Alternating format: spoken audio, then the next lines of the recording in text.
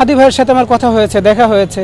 আমি তাকে বোঝানোর চেষ্টা করেছি। হাদি ভাইকে অফিসে গিয়েও আমি আধা ঘন্টা বুঝিয়েছি যে ভাই আপনি একটু সাবধান থাকেন, আপনার উপর আক্রমণ হতে পারে। ধন্যবাদ ভাই আপনাকে। আমার পরিচয়টা হলো আমি শামীম হাসান, আমি সাবেক পুলিশ কর্মচারী। আমি সোর্স মেনটেন করতে পারি, এটা আমার দক্ষতা। বর্তমান পুলিশ যারা আছে, অকেজো পুলিশ, অকেজো স্বরাষ্ট্র উপদেষ্টা, এনারা তাদের তথ্যকে সংগ্রহ করতে পারে না, তাদের কাছে সঠিক তথ্য থাকে না, এটা তাদের অযোগ্যতা। আপনারা দেখেছেন গোপালগঞ্জে এনসিপিকে গোপালগঞ্জের মতো জায়গায় থেকে তারা সেফ এক্সিট নিয়ে চলে আসছে। হাদি ভাইয়ের সাথে আমার কথা হয়েছে, দেখা হয়েছে। আমি তাকে বোঝানোর চেষ্টা করেছি। হাদি ভাইকে অফিসে গিয়েও আমি আধা ঘন্টা বুঝিয়েছি যে ভাই আপনি একটু সাবধান থাকেন, আপনার উপর আক্রমণ হতে পারে। যেহেতু আপনারা জানেন যে আওয়ামী লীগ একটা কর্মসূচি দিয়েছে, আজকে তাদের জুমার নামাজ পরে মশাল মিছিল ছিল, আগামীকাল লকডাউন আছে। তো আসলে ফ্যাসিস্টরা কি বেছে নেবে? যখন রাস্তায় তারা দাঁড়াতে না পারবে, তারা আসলে গুপ্ত হামলাটাকে বেছে নেবে। আপনারা শেখ হাসিনার একটা অডিও ক্লিপ শুনেছেন যে তারা সর্বশেষ গুপ্ত হামলা, যেটা গেরিলা হামলা বলে, সেটাকে বেছে নিতে চায়। আমার সোর্স আমি মেনটেন করি, আমার কাছে সঠিক তথ্য থাকে। আমি তো একসময় দেশের পাহারাদারি ছিলাম, আমাকে আওয়ামী লীগ সরকার চাকরি করতে দেয় নাই। এখন আমি বিপ্লবের পাহারাদার, এখন আমি আপনার পাহারাদার। আমার কাছে যদি তথ্য থাকে, আমি সে তথ্যটা যদি ভিকটিমের সাথে আদান প্রদান করি, আপনাদের কোথায় সমস্যা হয়? আপনারা সরকারের খাচ্ছেন, রাষ্ট্রের খাচ্ছেন, আপনারা বেতন নিচ্ছেন, আপনারা সুযোগ সুবিধা নিচ্ছেন, অথচ আপনারা একজন মানুষকে নিরাপত্তা দিতে পারছেন না। উচিত ছিল যে হাদি ভাইয়ের চারপাশে মিনিমাম দুইজন যেন নিরাপত্তায় থাকে। আমাদের ডিবি আছে, ডিএসবি আছে, সিভিল প্রশাসনের অনেকেই আছে। হাদি ভাই ভিআইপি লোক না, তাকে আপনারা প্রোটেক্ট করেন না, কিন্তু দুইজন মানুষ তাকে নজরে রাখা যেত। আপনারা সেটা না করে কি করলেন? এখন শুনতেছি যে আমি কোথা থেকে সংবাদ পেলাম সেটাকে কোট করা হচ্ছে। ওই জুলকারনাইন সায়ের, তারপরে বিরানি টিরানি কারা আছে, আওয়ামী লীগের বি টিম হিসেবে যারা কাজ করে, এরা এই প্রোপাগান্ডাটা গোপালগঞ্জের ওই ঘটনাটাতেও ওরা কিন্তু ছড়াইছে।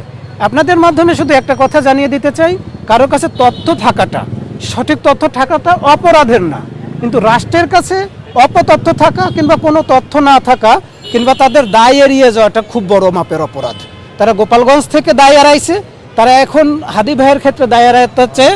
যে হাদি ভাইয়ের উপকার করতে চায়, হাদি ভাইয়ের পাশে থাকতে চায়, তাকে দায় দিয়ে দিতে চায়।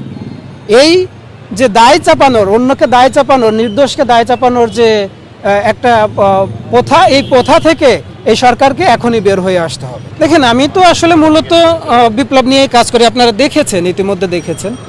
আমি শুধু চাই যে বিপ্লবীদের উপর, সামনে নির্বাচনের তফসিল ঘোষণা হয়ে গেছে, সব থেকে বেশি আক্রমণ কার উপর হবে?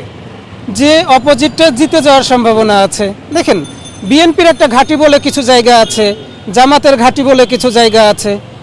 যখন দেখবে যে বিএনপির প্রার্থী জিতে যেতে চায়, তখন অন্য একটা দল সেখানে ঝামেলা তৈরি করতেই পারে, প্রার্থীর উপর হামলা করতেই পারে। এরকম আমাদের তো আসলে ছাড় দেওয়ার মন মানসিকতার কোনো রাজনীতির চর্চা আমাদের দেশে এখনো হয় নাই।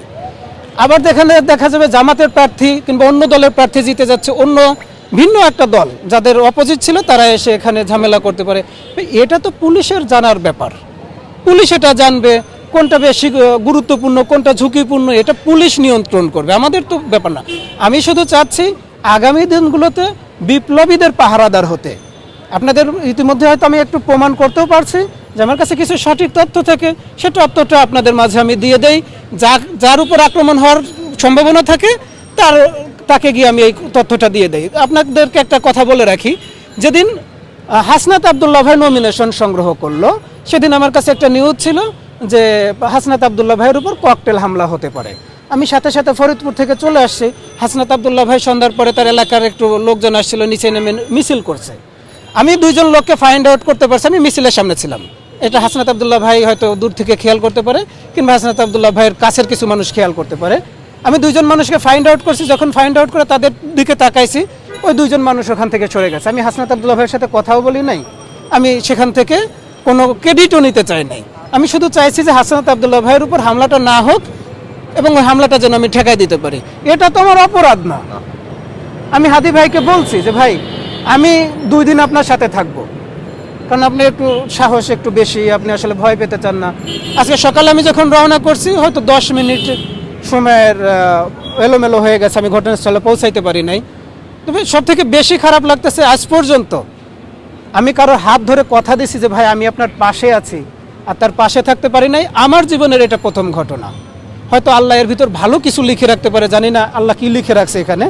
আমি শুধু চাইবো হাদি ভাই একটু সুস্থ হোক, হাদি ভাই ভালোভাবে আমাদের মাঝে ফিরে আসুক। এরপরে আমরা বিপ্লবীরা কাঁধে কাঁধ মিলিয়ে আগামী দিনের যুদ্ধটাকে শেষ করব। আমরা ফ্যাসিস্টের বিরুদ্ধে যুদ্ধ শেষ করব, আমরা ভারতীয় আধিপত্যবাদের বিরুদ্ধে যুদ্ধটা ইনশাল্লাহ শেষ করব।